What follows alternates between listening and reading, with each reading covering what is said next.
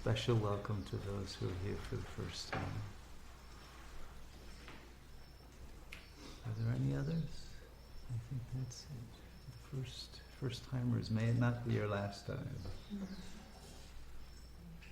May you feel at home in this beautiful place.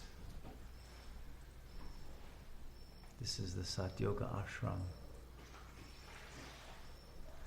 located at the sacred ground of Arunachala, which is the holy mountain of Shiva in India.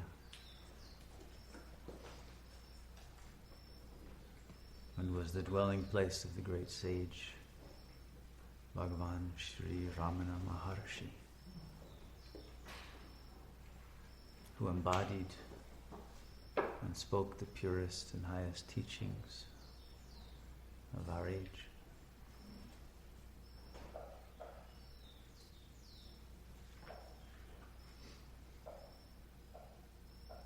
And it is our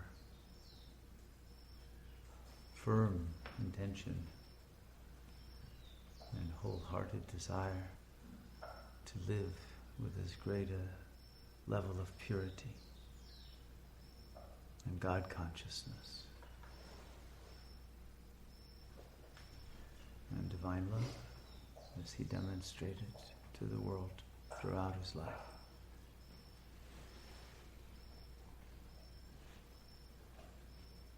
And we celebrate all the great sages of all time, of all traditions, of all religions, because there is only one true religion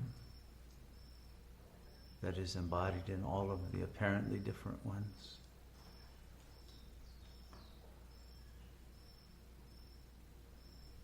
Because there's only one God, one truth, one supreme reality.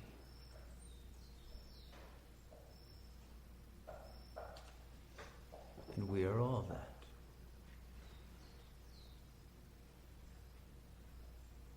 But we come to an ashram like this to remember what we may have forgotten about who we are, our true nature, our true purpose here,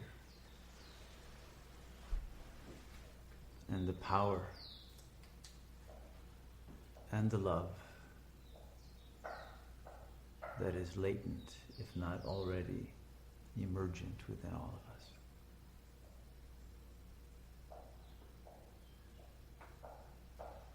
So I want to thank you all for coming to this sacred event, because you are doing something here that is a gift for the whole world.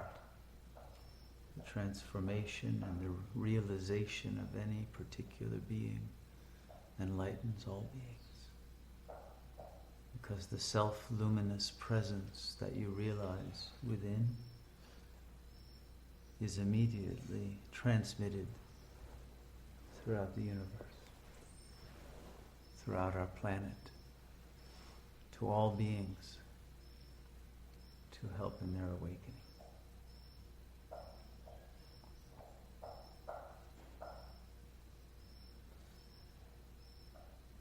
And I want to give a special thanks to all of those karma yogis who came early to prepare the way for us, to clean the lodge and the bhavans and all of the other things that needed to be done that make this ashram truly a sacred place.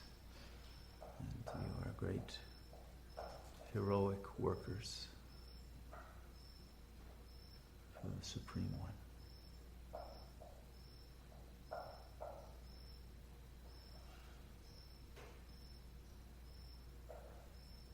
This is a week for all of us to bathe in divine love.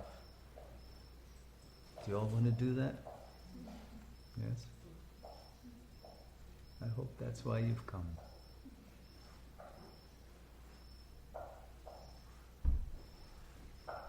To receive a complete baptism in divine love that will dissolve the ego forever will dissolve all illusion, all ignorance, all forgetfulness, all suffering.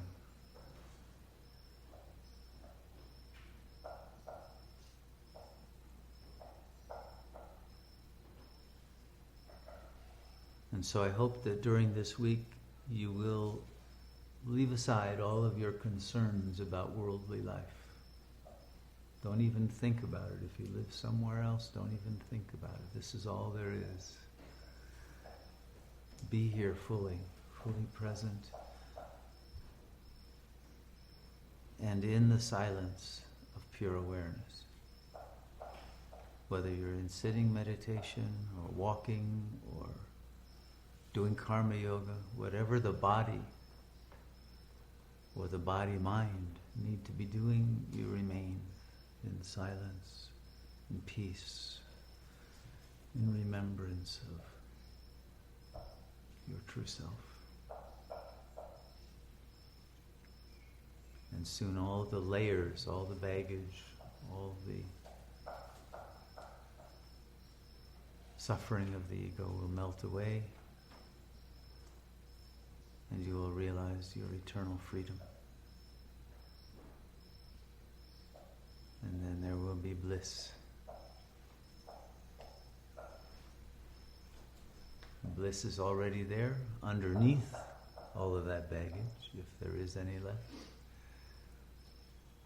Underneath that veil, all of you are already in the bliss of divine love. That's our nature.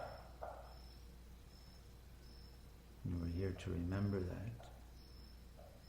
And to realize there is no reason ever to forget.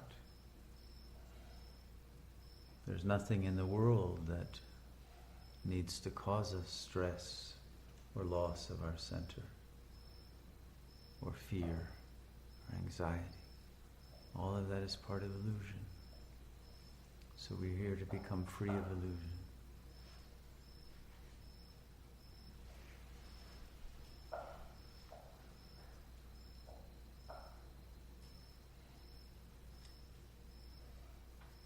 The highest teachings tell us that there is ultimately no difference between the world, the soul, and God. The illusion of difference is called Maya. But God is all that is, everywhere. And therefore God is within you and is you. You are already that. And therefore this process is effortless. There's nothing you need to do. Just to be who you are.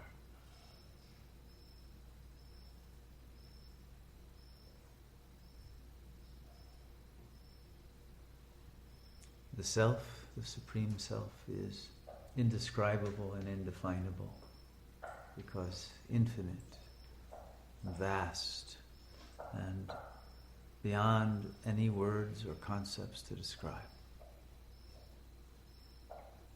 But the Indian sages who have realized that truth have given us some words, some ideas to hold on to that come as close as language can come.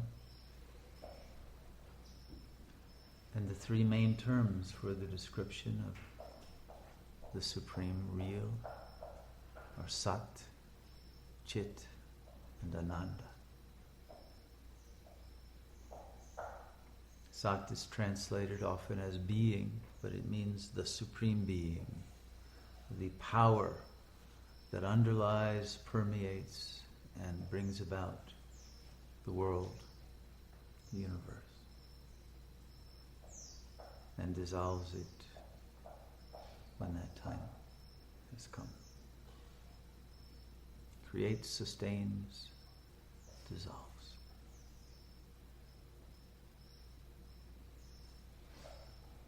The Supreme Real is also Chit. Chit is intelligence, pure, infinite intelligence, unlimited.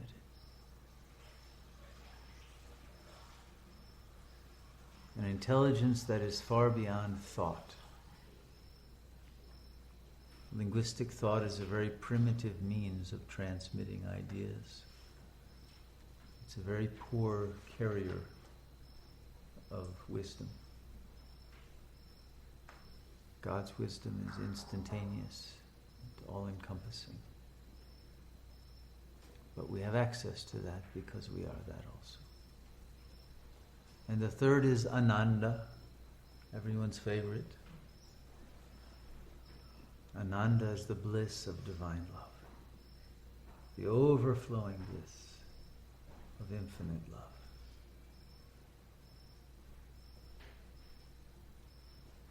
And we are that also.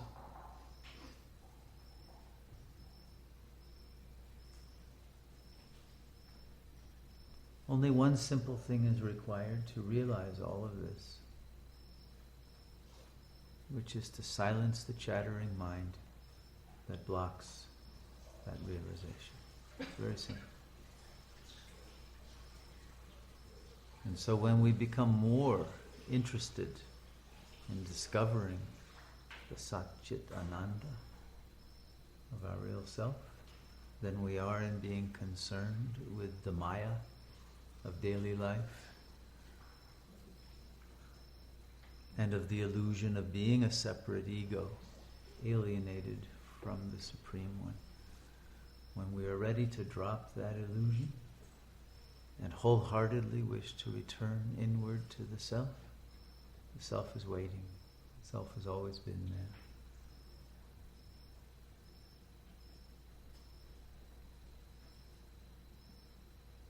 The ocean of bliss is ready to be dived into whenever you wish to do so. So I urge you not to wait. Use this week as a wonderful opportunity to dive deep and dissolve all that thought it was different from God. All that thought it was some separate suffering ego who couldn't control its mind and couldn't stop its obsessions, anxieties, depression, whatever. Everyone's got their own craziness that are all illusions. But they are illusions.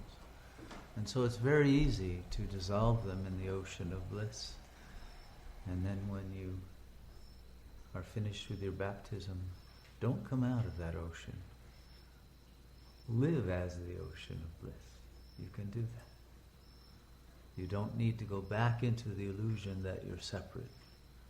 Once a meditation is finished or a retreat is done, when you go back to the illusion of Kali Yuga out there, the world of the rat race and egos clashing and warring upon one another, just recognize it as illusion. Don't fall into the trap of worrying about it. It's all in God's hands. All will come out perfectly well. We do our service. We help. In whatever way we transmit love, and souls awaken to the truth, the world will transform.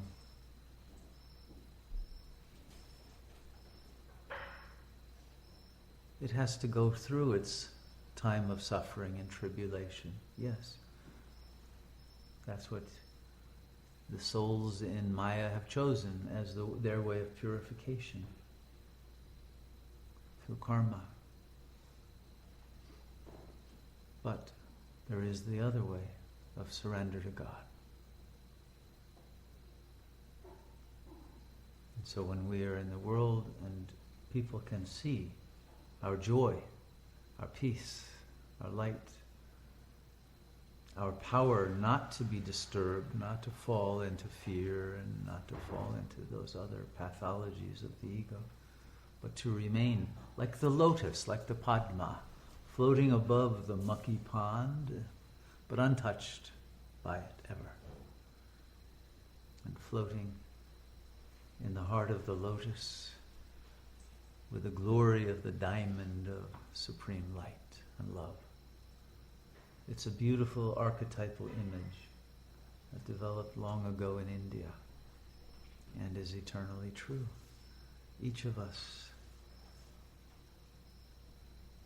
is the diamond in the lotus. Om Mani Padme Hum, the famous Buddhist mantra. It is the truth. It's not just something to worship or believe in. It is your reality when you choose to fully surrender to that diamond light as yourself. And that self-luminous being that shines through you and as you is divine love. All religions say that God is love. It is real. It is true. Some of them don't add, however, that we are that God who is love. We are all manifestations of that. Not just somebody who lived in Palestine a few thousand years ago, or someone who lived in India and got enlightened under the Bodhi tree. Not just some other sage somewhere else. Each of us are born to manifest that and be that. And this is the time to do it. This is the moment. Now. Now is all there is. Choose now to let go of all the obscuring veils over the divine light. Let it shine through you. The joy that comes with that is overwhelming. It heals whatever dis-ease that you may feel in body or mind. And it purifies the spirit to the ultimate potential of luminosity.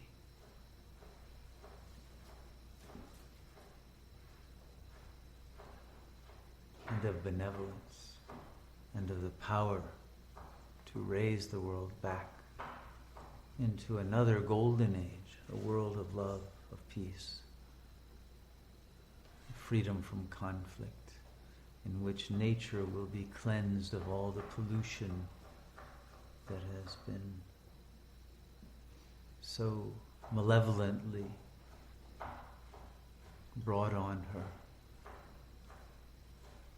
by a system of profit at the expense of the sacredness of our world. All of that will be gone and a new world will arise if enough of us radiate that supreme light and power of transformation into the world. Each of us can play an extraordinarily powerful role. We may think, because you may have been indoctrinated into the system of politics, that you're helpless and there's no way to change what is. But it's changing already on its own. Kali Yuga's collapsing, and Sat Yuga's being born. The more of us who resonate with and transmit the energy of the next era of a much higher state of consciousness, purer, that absolute God realization, eliminating all egoic veils and obstacles and filling the world with love, will speed up this transformation and take the world out of its suffering and misery all the sooner. Nothing else will accomplish that change. No political or social movements, certainly no wars. Nothing that can occur on the egoic level can do anything but make the problem worse. It is the ego that's the cause of the world's problems, and only by dissolving the ego do we solve the problems. Because then we automatically live as one. We realize we are all one. There is harmony, cooperation again, not some desire to be one up on the other, because there are no others. We're all the same. We are all forms of the one intelligence.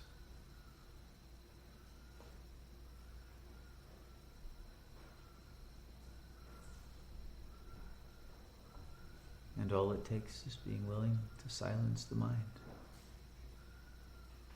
It's a very small price to pay, isn't it? It's very easy. The mind is the cause of all your suffering anyway.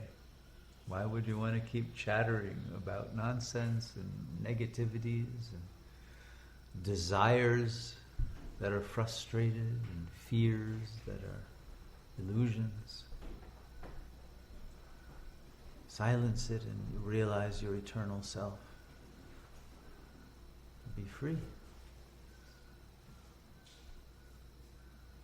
There doesn't seem any other reasonable way to live, does there?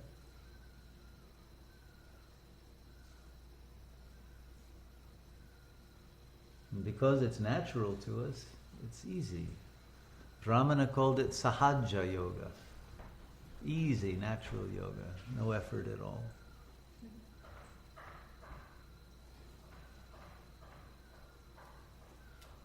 Christ said it too. My yoke is easy. My yoga is easy. They're the same. I and the Father are one.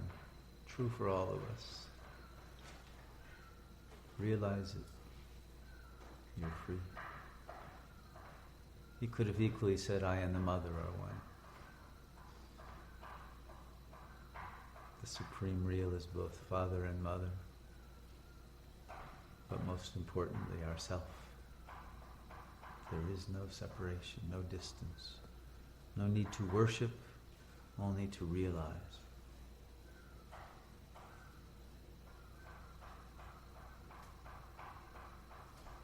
And so in this retreat, we will practice silencing the mind, since that is all that needs to be done, but it takes practice to do it.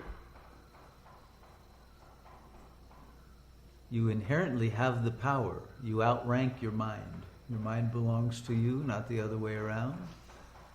You have the power, if you use your will to do so, to just say stop. And ask, who am I? I am not the mind. Who am I? What is the I? What is the source of consciousness?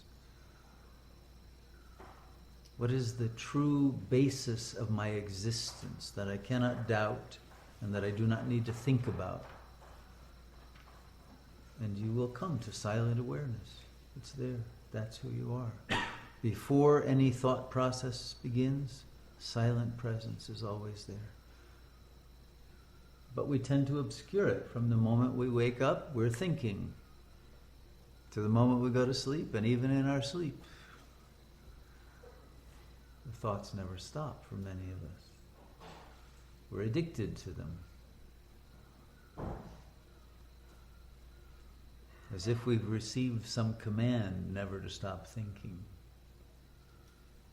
If you have received some command like that, please nullify it. It's invalid.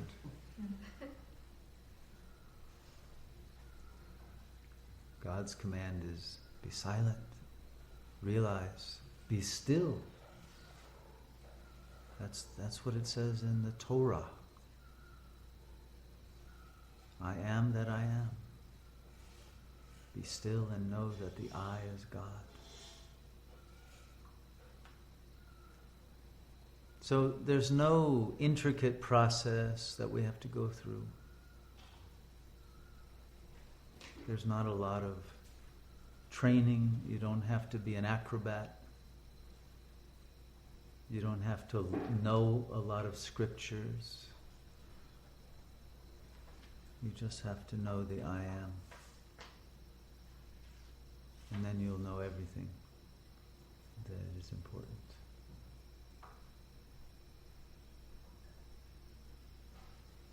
So please practice this perseveringly during this retreat. Whatever you're doing, return to the silence again and again. Stay in the silence as much as possible. We're not here to chatter with each other. We're not here to socialize. Yes, there are times to make friends. I hope you will get to know each other. I want to get to know all of you very deeply, if I don't already. But the true deep knowing is in silence. It's not in words. Words obscure the true self.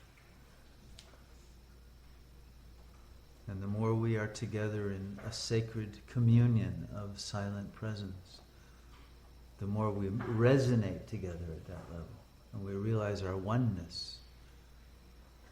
So for one to get to know another is just to realize that the other is oneself. There are no differences. At that level of ultimate truth, there are no differences. All of this is Brahman. All of this is the manifestation of God. How could there be any differences?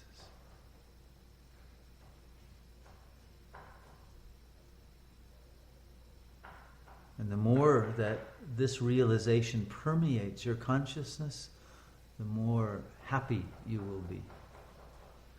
And the more you won't depend on anything outside to make you happy. All your addictions will fall away, including your addiction to thinking. Because you're already happy. What's there to think about? Lancelot Law Wright, who is a philosopher of the century, began one of his books called The Next Development in Man, which was kind of about this process of evolution. He said, thought is born of failure. Okay? When action doesn't satisfy your needs, you start thinking. How do I solve this problem? How do I do it better? How do I get the cheese from the other rat? All of those things, that's when strategizing begins, right? But the truth is there is no failure except the thinking itself, which takes you away from the divine love. And the love and the wisdom that is inherent to the self will solve all problems spontaneously through you. And when thoughts need to come to deal with an external reality, the thinking will be so powerful, so focused, so concentrated, and so inspired by the source that solutions will be found easily. Don't struggle.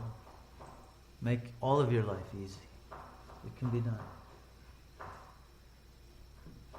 Simply recognize who is behind the thinker.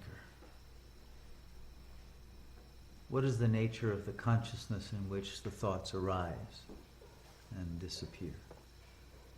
The thoughts do arise and disappear. They're very temporary, fleeting, even though the same ones will often come up again and again, but they're temporary phenomena. Whereas the one who perceives those thoughts doesn't change, unchanging throughout time. You are the changeless one. You can't be one of the fleeting thoughts or even the train of fleeting thoughts. You are the one who is silently present to those thoughts, for whom those thoughts occur, who no longer needs to listen to those thoughts. You are that one who is far more intelligent than the thoughts that are talking at you. You don't need them. If you will not pay attention to them and to the source, much more powerful inspirations and intuitions will come through. So, don't listen to the wrong voices. Listen to the voice of silence. You'll never go wrong. So you're obviously not the mind. And more obviously, you're not the body. Your body started out very small. It was a fetus. It was a few cells. It was a single fertilized egg. Now it's large and feels like an adult. But it's also going to age. It's going to disappear from the world as well. But has your consciousness changed in all the time you've been aware of your life and existence? No, you've watched the changes. Personality may have changed. Interests may have changed. The content of the thoughts may have changed. But the perceiver has not changed. The perceiver is not the body. The perceiver is pure awareness. Where is pure awareness located? It's not an object, it's not a thing. You can't study it scientifically. You can never put it under a microscope. It's pure, ineffable spirit. Even spirit, what's that? There's no true description for the self. Because the self is beyond this world. The self is actually in another dimension. and yet also permeates this world and is all that is, there, because the self is boundless. See if you can find a boundary to pure awareness. There's no limit. There's no fence at the end of it where it comes to an end. It's limitless. The whole universe is contained in consciousness. Look through a telescope. Nowadays you can see to the ends of the universe, beautiful galaxies, nebulae, all these things. Well, they are appearing in your consciousness. Nothing is except that which appears in consciousness. Consciousness is primary. The world is simply an appearance that happens within consciousness. So the first thing you must know is consciousness. When you understand consciousness, truly, deeply, you will understand everything that appears within it. And you will know its true nature once you know your true nature. And you won't be deceived by anything or anyone. You'll become very wise. And very accurate in how you navigate your way through the world. Because you'll no longer be distracted, seduced, tempted, sidetracked, and you will fulfill the highest mission in this world.